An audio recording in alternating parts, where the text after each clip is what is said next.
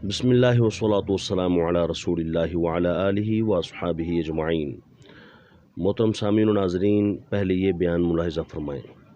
तुम नाम सहाबा का लेकर उस लानती कुत्ते यजीद अमर बिन अल-आस तुम सहाबा की कैटेगरी में लाकर उनकी हिमायत में काम करते हो।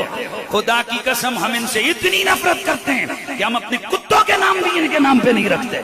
ये है मुफ्ती हनीफ कटरी, जिसने आज तक बेशुमार सहाबा इकराम अलैहिम रिदवान की गुस्ताखियाँ की हैं।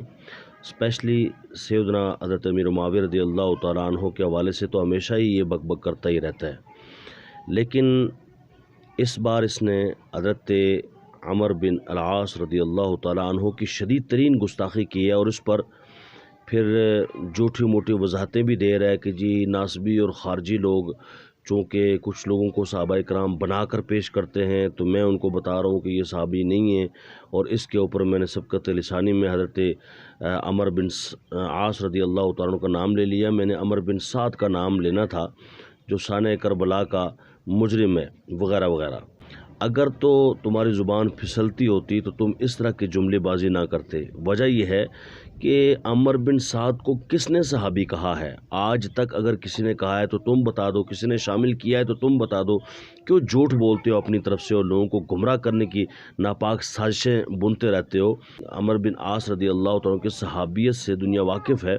आला हज़रत फ़ाज़िल बरेली रहमतुल्लाह अलैह फ़तावा रज़विया की जिल्द 29 में इरशाद फरमाते हैं सवाल के जवाब में कि हज़रत अमर बिन अल-आस रज़ियल्लाहु तआला अन्हु जलीलुल क़द्र सहाबा इकराम में शामिल हैं, और उनकी गुस्ताखी न करेगा मगर वही गुस्ताखी करेगा जो कि राफ़ज़ी होगा।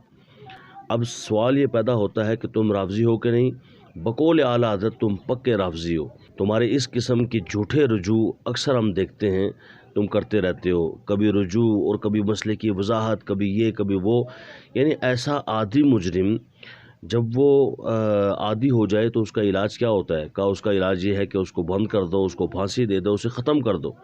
देखो, कुत्ता भी अगर जो है वो हमारी ज़ुबान में कहते हैं हल्का कुत्ता, यानी कुत्ता भी ऐसा हो जाए जो हर किसी को काटने पे आ जाए, किसी छोटे बड़े की तमीज़ ना करे, तो इसका इलाज होता है कि उसे बंद कर दिया जाए या उसे मार दिया जाए। लोग उसे गोली मार देते हैं, कहा अब ये पागल हो गया है। मैं समझता हूँ हुकूमत वक्त को सोचना चाहिए कि ये कुत्ता भी अब पागल हो गया है। जैसे मिर्ज़ा जेल में पागल हो गया है, ये गटरी भी पागल हो गया है। पागल कुत्तों का इलाज किया जाए, इनको लगाम डाली जाए, इनको पट्टे डाले जाए, इनको जेल भिजवाया जाए, या इनको काफिर किरदार तक किसी एतबार से पहुँचाया जाए। खुदारा इस गटरी को जो है फिलफोर लगाम डाली जाए, और सहाबा इकराम अलैहिम रिदवान के मुताल्लिक जो कानून बने हुए हैं, इन कानून पर अमल दरामद किया जाए। कानून जो है वो इसलिए नहीं बने हुए कि इन्हें सफ़ों की सूरत में लपेट कर रख दिया जाए, और वहाँ जो है पार्लियामेंट में कोई करारदाद पास हो गई तो बस उसके बाद तो पास हो गई तो बस वो मतलब रद्दी की टोकरी में फेंक दी जाती है। ऐसा नहीं है, उस पर अमल करना भी अहले इक़्तिदार लोगों का हक़ है, तो अमल किया जाए। गुजारिश है हुकूमत वक्त से कि बड़ा सा कोई गटर खोल के उसके अंदर इसे डाला जाए।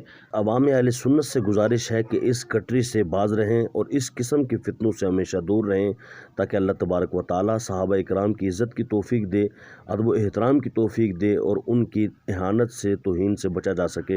याद रखिए, हुज़ूर अलैहिस्सलातु वस्सलाम ने इरशाद फरमाया, इज़ा रअयतुमुल्लज़ीना यसुब्बूना अस्हाबी फ़क़ूलू लअनतुल्लाहि अला शर्रिकुम। जब तुम देखो कि मेरे सहाबी के मुताल्लिक कोई गालियाँ दे रहा है, बकवास कर रहा है, गलत बात कर रहा है, तो तुम ये कहो कि तुम्हारे शर पर अल्लाह की लानत हो। तो हम ये कहते हैं कि गटरी तुम्हारे शर पर अल्लाह की लानत हो। अल्लाह हमें इस शर से बचाए। तमाम अहले सुन्नत इस शर से और इस फितने से ख़ुद भी बाज रहें और दूसरों को भी बाज रहने की तलक़ीन करें।